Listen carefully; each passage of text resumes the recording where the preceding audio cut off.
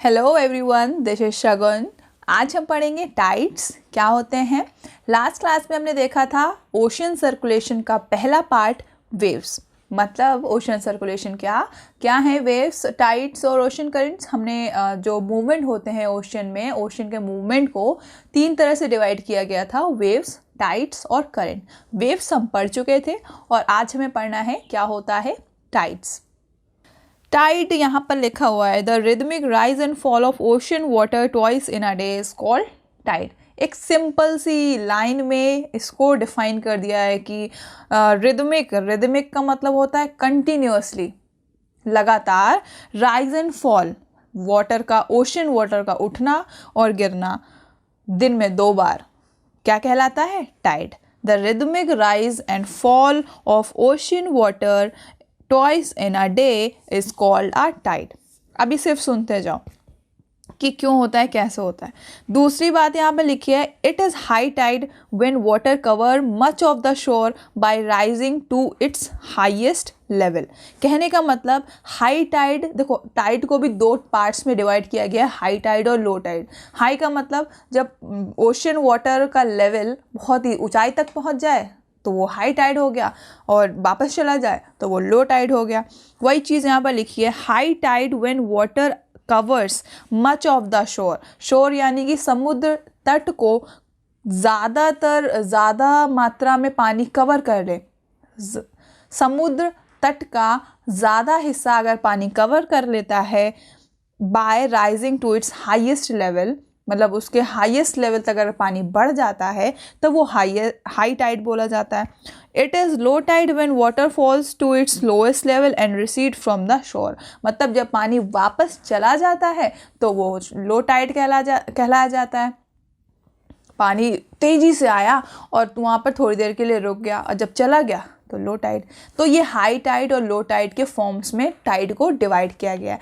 ये होता है टाइड। हम तो भैया एक ही टाइड को जानते थे, वॉशिंग पाउडर टाइड, टाइड हो तो वाइट हो। अब ये टाइड अजीब हमको पढ़ने को मिला है कि ओशन वाटर का मूवमेंट में भी एक फॉर्म है टाइड। तुमने सोचा लाओ पढ़ लेते हैं क्या है टाइड और तुम लोगों को भी समझा देते हैं। पता चला हमारी तरह तुम भी बुद्धू बने रहो, तुमको भी लगे कि अरे ये टाइड तो वॉशिंग पाउडर है, वाइट है तो टाइड है, ये कहाँ से टाइड आ गया। इसका तुमको एक वीडियो दिखाते हैं कि ये हाई टाइड क्या होता है। अभी जो तुमको यहाँ पर इमेज दिख रही है एकदम नॉर्मल है, ठीक है। अभी देखना हाई टाइड का एग्जाम्पल, ये देखो वेव्स आई। ये वेव्स नहीं है, ये जो पीछे से देखो कितनी तेज सी स्पीड से पानी आ रहा है। ये डिस्ट्रैक्शन नहीं कर रहा है, ये पानी आ रहा है फिर वापस से चला जाएगा। ये थोड़ी देर के लिए दिन में 2 बार आता है ऐसे, और आ रहा है। देखो ऊपर से जो ब्रिज बना हुआ है उसमें भी ऊपर से पानी होते हुए आ रहा है, बिल्कुल। ये हाई टाइड है, इसे ही बोलते हैं हाई टाइड। जब वापस से पानी चला जाता है तो ये होता है क्या, लो टाइड। दिखने में कितना भयानक लग रहा है ना, पीछे से कितनी तेज़ी से लहरें आ रही हैं, ऐसा लग रहा है सब डैमेज कर देंगी।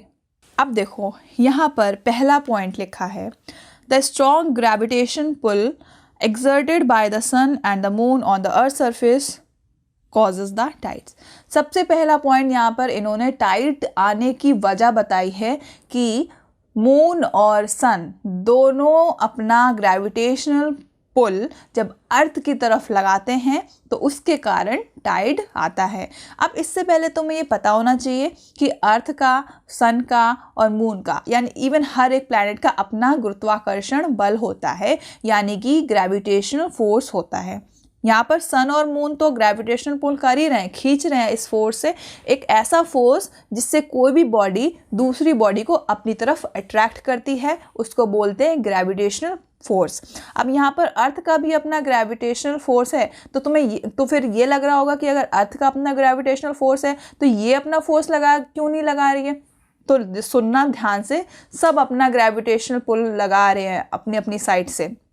फिलहाल अकेले अभी ये समझो कि टाइड आने का कारण क्या था। मेन कारण सन का और मून से लगने वाला ग्रेविटेशनल फोर्स। जब सन और मून अपनी तरफ से ग्रेविटेशनल पुल करते हैं अर्थ सरफेस को तो वो रीज़न बनता है टाइड्स के आने का। अब जो हमने तुम्हें हाई टाइड और लो टाइड बताई उसकी रीज़न क्या थी। देखो ये हमारा जो सन है, ये रहा सन, ये रहा अर्थ और ये रहा मून। इनकी तुम्हें पोजीशन दिख रही है क्लियर। ये डायगनली है, ये जो ऊपर मून है ना ये डायगनल है ना 90 डिग्री पे। जब ये पोजीशन होती है ना मून की तो टाइड्स लो होते हैं, तब टाइड लो होते हैं। क्यों होते हैं?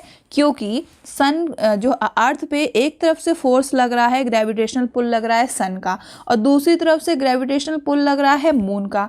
अब तुम्हारे कोई दोनों तरफ से हाथ खींचेगा तो तुम किधर साइड जाओगे? अब जिधर ज़्यादा पुल लगेगा उधर ही साइड तुम्हारा झुका होगा, मतलब तुम एक थोड़ी देर इधर जाओगे, थोड़ी देर उधर जाओगे, ऐसा होगा ना। अब एक यहाँ पर सन अर्थ को एक तरफ से मून खींच रहा है, एक तरफ से सन खींच रहा है, तो अब मून हमारी अर्थ उधर साइड जाएगी जिधर पुल ज़्यादा होगा। तो अब तो इसलिए क्या होता है ना, पुल इतना ज़्यादा हो ही नहीं पाता, ये बैलेंस रहता है। इस वजह से ये जो सिचुएशन होती है लो टाइड की सिचुएशन होती है, और इसी को बोलते हैं नीप टाइड। अब देखो यहाँ पर क्या है, ज़रूरी नहीं है हमेशा कि मून इसी लोकेशन पर है। मून यहाँ पर भी आ सकता है, मून यहाँ पर भी आ सकता है, और मून यहाँ पे भी आ सकता है। क्यों? क्योंकि मून हमेशा सूर्य उसके धरती के चक्कर लगाता है, और मून जो है अर्थ को 27 डेज में इसके पूरे चक्कर लगा लेता है। जिस डायरेक्शन में अर्थ घूमती है उसी डायरेक्शन में चंद्रमा भी घूमता है, और पूरी परिक्रमा कर लेता है धरती की 27 दिनों में। इसके पूरे चक्कर लगाता रहता है। लट्टू हो गया अर्थ पे हमारी जो मून है। अब पॉइंट एक भी ये भी समझो कि अभी तो हमने तुम्हें बताया कि मून यहाँ था तो फिर लो टाइड आते हैं, ठीक है, क्योंकि दोनों तरफ से ग्रेविटेशनल पुल लग रहा है, इधर से भी इधर से भी। और फिर दूसरी कंडीशन होती है जब मून घूमते हुए इधर भी तो आएगा, जब इधर आएगा तब भी तो दोनों तरफ से पुल लगेगा, एक इधर से एक इधर से। तो दो कंडीशन में लो टाइड हो गया। जब मून यहाँ होगा तो यहाँ होगा, तो ये लो टाइड आएगा, और इसको बोलते हैं नीप टाइड। और सेम चीज़ यहाँ पर लिखी हुई है, नीचे लिखी हुई है नीप टाइड, ये रहा। When the moon is in the first and last quarter the ocean water get drawn in diagonally opposite direction by the gravitational pull of sun and moon resulting in low tide। समझ में आया process कि क्यों low tide आते हैं? जब सन और moon diagonally होते हैं अर्थ के तो लो टाइड की कंडीशन बनती है। क्यों? क्योंकि दोनों ही अपनी तरफ से ग्रेविटेशनल पुल कर रहे हैं, तो ये इधर इस केस में पानी बैलेंस रहता है, इधर उधर ज़्यादा खिंच नहीं पाता है, इसलिए लो टाइड है। अभी भी तुम्हें समझ नहीं आ रहा होगा, अभी हम तुम्हें डायग्राम से भी बताएंगे। फिलहाल समझ लो कि लो टाइड हाई टाइड का क्या सीन है। ये तो लो टाइड हो गया। अब हाई टाइड की बारी यहाँ पर लिखी है कि हाई टाइड को बेसिकली स्प्रिंग टाइड भी बोलते हैं, इतना याद रखना। जब मून की पोजीशन ये होती है और ये होती है, यानी कि अर्थ, सन और मून जब एक ही डायरेक्शन में होते हैं तो हाई टाइड आता है। क्यों होता है? अब यहाँ पर क्या हो रहा है कि अर्थ पे दो दो लोगों का फोर्स कंटिन्यूसली एक ही बार में लग रहा है। सन भी अपना ग्रेविटेशनल पुल लगा रहे हैं अर्थ की तरफ से, और मून भी अपना ग्रेविटेशनल पुल लगा रहा है, तो इधर से बहुत ज़्यादा खिंचाव हो रहा है। इस वजह से क्या होता है, इस केस में फुल मून या फिर कह सकते हो नो मून वाली, जब तुमने सुना होगा टीवी में या मूवीज़ में पूर्णिमा की रात, अमावस्या की रात, है ना, तो ये जो दो रातें होती हैं ना, ये हाई टाइड का रीज़न होती हैं। अब जब भी कभी तुम मूवी सीरियल में या फिर कहीं भी अमावस्या पूर्णिमा सुनना, दिमाग में तुम्हें स्ट्राइक करना चाहिए हाई टाइड, आज रात में हाई टाइड आएगा, या फिर आज के दिन हाई टाइड आता है, ठीक है। तो महीने में अमावस्या या फिर पूर्णिमा की रात आती है एक एक बार, और ये जो हाई टाइड और ये जो हाई टाइड की कंडीशन होती है दिन में 2 बार होती है। क्यों होती है अभी बताते हैं, अभी रुको थोड़ा थमो। अब यहाँ पर क्या हो रहा है, इतनी चीज़ समझ में आ गई। जब ये तीनों एक ही लाइन में होते हैं तो यहाँ पर हाई टाइड की कंडीशन होती है। क्यों? क्योंकि यहाँ पर सन और मून दोनों ही अपनी तरफ से ग्रेविटेशनल पुल लगा रहे हैं अर्थ की तरफ। अब अच्छा एक पॉइंट है, अर्थ की तरफ अगर ग्रेविटेशनल पुल लगा रहे हैं तो मतलब हाई टाइड कैसे आया? कहने का मतलब ये है, देखो अर्थ है ना, अर्थ में पानी है, और अर्थ का जो ग्रेविटेशनल फोर्स है वो पानी को अपनी तरफ अट्रैक्ट करता है, इसीलिए तो पानी उसके आसपास बैलेंस रहता है।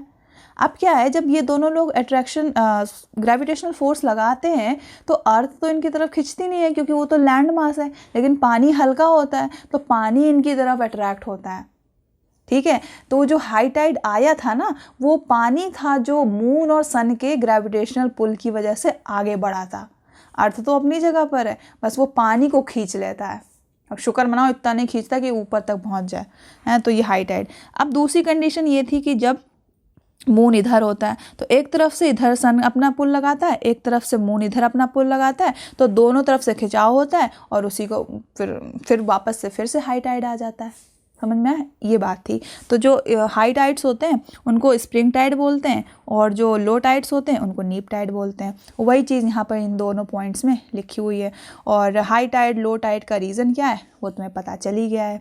सेकेंड पॉइंट और देख लो, the water of the earth closer to the moon get pulled under the influence of moon's gravitational force and cause a high tide. मैंने तुम्हें बताया जो पानी अर्थ का होता है मून के क्लोज़र जाता है कब, जब मून अपनी तरफ से ग्रेविटेशनल पुल करती है और यानी कि ग्रेविटेशनल फोर्स लगाती है, वही रीज़न होता है हाई टाइड्स का। अब इसको थोड़ा सा और डिटेल में समझने के लिए एक चीज़ तुमको और बताते हैं। ये देखो यहाँ पर क्या दिख रहा है, यहाँ पर तुम्हें दिख रहा है सन, बीच में अर्थ और सबसे छोटा सा मून। ये एक ही डायरेक्शन में है, तो एक ही डायरेक्शन में है मतलब हाई टाइड कंडीशन बनेगी, एक तरफ सन अपना फोर्स लगाएगा और एक तरफ मून लगाएगा, तो अर्थ के इधर जितना पानी होगा वो सन की तरफ खींच जाएगा, अर्थ के राइट साइड में जितना पानी होगा वो मून अपनी तरफ खींच लेगा, तो एक बल्ज बन जाएगा किधर, अर्थ के लेफ्ट में और राइट में। तो इससे क्या होगा, दोनों साइड हाई टाइड आएंगी। अब क्यों यहाँ पर ट्वाइस अ डे बोला है ना हाई टाइड, तो एक समय देखो दिन में 2 बार होता है, एक ही टाइम पर होता है लेकिन लोकेशन अलग होती हैं।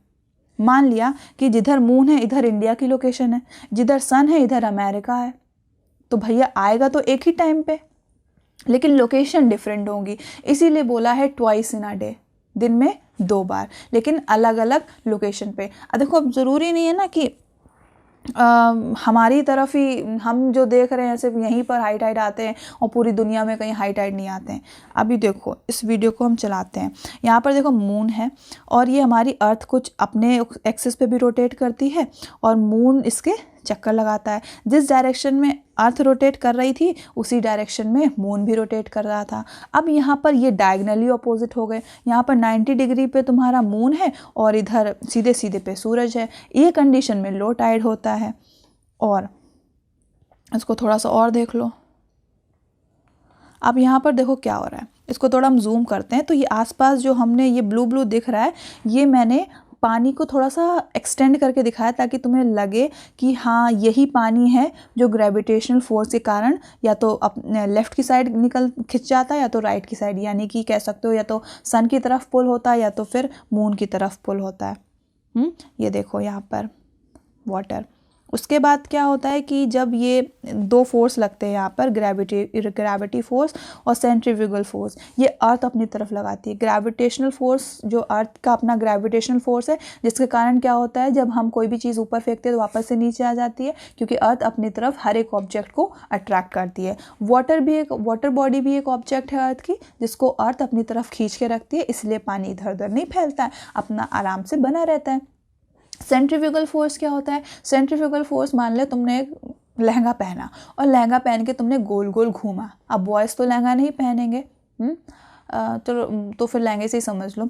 लहंगा पहना और गोल गोल घूमना शुरू किया, तो तुम तो अपनी एक लोकेशन पे मूव कर रहे हो, लेकिन जो तुम्हारा लहंगा है वो तो एकदम फूल गया, वो भी गोल गोल घूमने लगा। तो कहने का मतलब ये होता है कि एक भारी ऑब्जेक्ट पे कोई लाइट वेट ऑब्जेक्ट होता है, तो जब वो बॉडी सर्कुलेट होती है, मूव करती है गोल गोल, तो वो लाइट ऑब्जेक्ट वो भी अब बाहर की तरफ जाता है। लहंगा होता है ना तुम्हारा, वो बाहर की तरफ फूल रहा है ना एकदम, वो भी गोल गोल घूम रहा है बढ़िया मज़े से। तो वही चीज़ है यहाँ पर। अर्थ एक हैवी ऑब्जेक्ट है जो अपनी एक्सिस पे रोटेट करती है। वाटर एक लाइट ऑब्जेक्ट है जो कि जब अर्थ मूव करती है तो ये बाहर की तरफ खिंचता है, पानी बाहर की तरफ भागता है, जिसको अर्थ का ग्रेविटेशनल फोर्स उस पानी को अंदर की तरफ खींचे रखता है। लेकिन मून और सन ये दोनों इंटरफेयर करने आ जाते हैं और उस पानी को अपनी तरफ खींचने की कोशिश करते हैं, और जब कोशिश करते हैं तो वही हाई टाइड का कारण बनती हैं। अब देखो कुछ इस तरह से यहाँ पर किस तरह से ग्रेविटेशनल फोर्स पानी को अपने अंदर खींच रहा है और किस तरह से सेंट्रीफ्यूगल फोर्स वाटर को बाहर की साइड पुल करेगा। सेंट्रीफ्यूगल फोर्स वाटर को बाहर की साइड पुल करता है। जिसको अर्थ का ग्रेविटेशनल फोर्स मेंटेन करके रखता है। इतनी बात समझ में आया। अब तो मैं ये भी करके दिखा देते हैं कि जब हाई टाइड और लो टाइड आता है तो किस तरह से दिखता कैसे होता है, बल्जिंग कैसे होती है, तो उसको हम तुम्हें नेक्स्ट वीडियो में दिखाते हैं। इस वीडियो में देखो क्या दिख रहा है तुम्हें। पहले तो नीचे पे सन है, सन की डायरेक्शन याद रखना, सन नीचे साइड है। अब देखना, अब ये मून मतलब अर्थ रोटेट कर रही है, ठीक है, और नीचे के साइड दो तरह के फोर्सेस लग रहे हैं। नीचे के साइड तुम्हें दिख रहा है दो फोर्स लग रहे हैं, एक सन हमारा थोड़ा सा इधर हो गया है, ये सन है और ये ऊपर मून है। दोनों ही जब अपनी तरफ, अब देखना ध्यान से देखना किस तरह से हाई टाइड बन रहा है। जब दोनों अपनी तरफ अर्थ के वाटर को या फिर अर्थ पे अपना ग्रेविटेशनल फोर्स लगा रहे हैं, किस तरह की कंडीशन बन रही है ये चीज़ नोटिस करना। ये देखो नीचे वाला हिस्सा पानी का खिंच रहा है, किसके कारण? मून के ग्रेविटेशनल फोर्स के कारण। जब पानी ब्लू ब्लू है, ये ब्लू ब्लू नीचे की साइड खींचेगा, अर्थ तो खींच नहीं रही है, पानी नीचे की साइड, ये बल्ज क्रिएट हो रहा है, यही बल्ज होता है हाई टाइड का कारण। और जो साइड वाला हिस्सा है ये अंदर की तरफ पुल हो रहा है। अब दोनों अंदर की तरफ पुल हो रहा है। अब अर्थ भी तो अपनी तरफ से ग्रेविटेशनल फोर्स लगाती है। अब नीचे से जहाँ मून अपनी तरफ से, एक सेकेंड, जब मून अपनी तरफ से ग्रेविटेशनल फोर्स लगा रहा है तो उधर साइड से अर्थ अपना नहीं लगा पा रही है। लेकिन आजू बाजू जहाँ पर मून नहीं है, जब मून यहाँ पर इधर साइड पे और इधर साइड पे मून नहीं है तो वहाँ से अर्थ पानी को मेंटेन कर रही है। लेकिन दूसरी साइड जहाँ पर मून और सन दोनों ही, नीचे सन है तो मून और सन दोनों ही ग्रेविटेशनल फोर्स लगा रहे हैं, इसलिए पानी का खिंचाव इधर साइड ज़्यादा है। अब क्या हो रहा है ना कि ऊपर साइड भी हाई टाइड आ रहा है। वो क्यों आ रहा है? क्योंकि जब पानी को बीच से दबाया जा रहा है तो आधा पानी उधर जा रहा है, आधा पानी इधर जा रहा है। जैसे कि बलून है, अगर बलून को तुम बीच से दबाओगे बीच में पतला हो जाएगा, आसपास फूल जाएगा। तो वही रीज़न है कि एक तरफ जिधर से बीच से अर्थ अपना ग्रेविटेशनल फोर्स लगा के पानी को अपनी तरफ खींच रही है, तो जो बाकी पानी है ना वो थोड़ा सा मून की तरफ जा रहा है और थोड़ा दूसरी डायरेक्शन में जा रहा है। तो ये जो डायरेक्शन होती है यहाँ पर हाई टाइड और लो टाइड आता है, ठीक है, ऊपर साइड और नीचे साइड। लेकिन जब अर्थ का, मून का जो डायरेक्शन जब चेंज हो जाता है, जब मून 90 डिग्री पे की पोजीशन पे होता है सन से, तो उस वक्त क्या होते हैं? लो टाइड्स आते हैं। यहाँ पर पानी ऊपर भी हाई टाइड है, नीचे भी, ऊपर थोड़ा सा कम है, नीचे थोड़ा सा ज़्यादा है, ठीक है। और ये कब होता है? जब मून और सन और अर्थ तीनों सेम लाइन पर होते हैं, तब हाई टाइड्स आते हैं। ये कंडीशन होती है जब हाई टाइड होता है। मून घूमते हुए दूसरी दिशा में आ जाता है, जब 90 डिग्री का एंगल बना लेता है ना, तो उसके बाद क्या हो जाता है? उधर साइड लो टाइड होता है। लो टाइड को नीप टाइड भी कहा जाता है और हाई टाइड्स स्प्रिंग टाइड्स भी कहलाते हैं, ठीक है। ये सारी चीज़ें थी लो टाइड और हाई टाइड की, और ये इसके एडवांटेजेस हैं। एडवांटेजेस क्या? हाई टाइड से क्या हो सकता है? पहला एडवांटेज है कि high tide help in navigation. High tide navigation में हेल्प क्यों करती है? ऐसा होता है ना, जब पानी आता है, हाई टाइड आती है तो पानी को एक ब्रिज या पुल के थ्रू उसको रोक लिया जाता है। और जब जहाज़ों को हार्बर यानी कि बंदरगाह, तट पे उतारा जाता है, उसके बाद जब टाइड आना बंद हो जाती है, पानी को पुल के थ्रू ब्लॉक कर लिया गया। उसके बाद जब शिप को चलना हुआ उसी डायरेक्शन में, तो पुल को खोल दिया गया और पानी के थ्रू, पानी के साथ साथ उसी डायरेक्शन में शिप भी चलने लगा। इससे क्या हुआ कि शिप को उसी डायरेक्शन में मूव करने में आसानी हो गई। तो ये हेल्प करता है नेविगेशन में। क्यों? They raise the water level close to the shores, मतलब ये किनारों, तट पे जो पानी का लेवल है वो बढ़ा देते हैं, और जिससे क्या होता है कि शिप को मूव करने में, अराइवल में आसानी हो जाती है। दूसरी चीज़ है, हाई टाइड फिशिंग में भी हेल्प करते हैं। क्यों? क्योंकि जब हाई टाइड आते हैं तो जितनी मछलियाँ होती हैं सब उछल के आ जाती हैं, कहाँ पे? किनारे आ जाती हैं, और फिशरमैन को आराम हो जाती है। तीसरा इससे हेल्प ये है कि जब राइज एंड फॉल होता है वाटर का, तो उससे क्या होता है, हम इलेक्ट्रिसिटी जनरेट कर सकते हैं। हमें पता है कि हम वाटर से हाइड्रो पावर प्लांट के थ्रू इलेक्ट्रिसिटी जनरेट करते हैं, क्योंकि जब हाई टाइड आता है वाटर का फ्लो ज़्यादा होता है, मूवमेंट ज़्यादा होता है, जिसके कारण हमारे जो टरबाइन होंगे उनकी घूमने की या मूव करने की स्पीड ज़्यादा होगी, जिससे क्या होगा, हम इलेक्ट्रिसिटी जनरेट कर सकते हैं। तो ये 3 एडवांटेजेस हैं जो हमें हाई टाइड से मिलते हैं। उम्मीद करते हैं तुम्हें हाई टाइड लो टाइड क्या होता है बेहतर तरीके से समझ में आ गया होगा। और यहाँ पर एक पॉइंट लिखा है कि during full moon and new moon, वही चीज़ पूर्णिमा और अमावस्या की रात, the sun and the moon and the earth are in same line and the tides are highest, these tides are spring tide. ये चीज़ हम बता चुके हैं। तो सेशन अगर पसंद आया हो तो लाइक कर देना, एंड फिर नेक्स्ट क्लास में हम ओशन मूवमेंट का 3rd पार्ट देखेंगे, ओशन करंट। तब तक के लिए पढ़ते रहिए, खुश रहिए, फिर मिलते हैं अगली क्लास में। Bye bye.